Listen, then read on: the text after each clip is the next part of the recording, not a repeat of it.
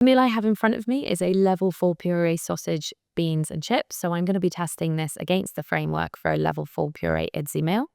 The characteristic of a level 4 puree is that it should be completely smooth, no lumps, no grains, and it also shouldn't be too sticky. So there's a few tests that I'm going to do to check the thickness. So firstly, what we want to do is see whether or not each component will keep an indentation. So what I'm going to do is just kind of drag the fork through. And what you can see there's a nice kind of fork indentation that doesn't leave once I remove the fork. So we're going to do this for each component. So again, we can see that it's holding this on the beans. And again, for the chips, it's getting that nice indentation and it's not losing it. So that's great.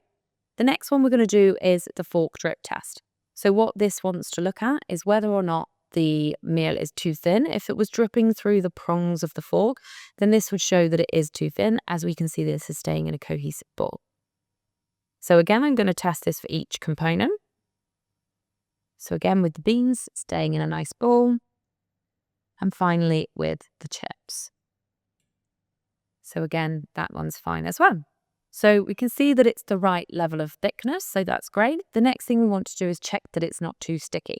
So we're going to use a spoon to do that, and that's what we're going to do, what we call the spoon tilt test. So again, we want to take a bit of each component.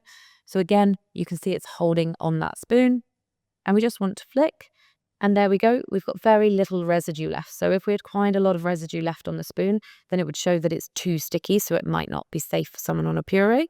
So we want to do this with each component. Again, what you can see is I'm using very little effort to tilt, and the spoon's coming off pretty much clean. And again, the same for the chips. And again, the spoon is completely clean. So this meal has passed all of the tests. So what we can say is that it is safe for someone on a level 4 textured diet.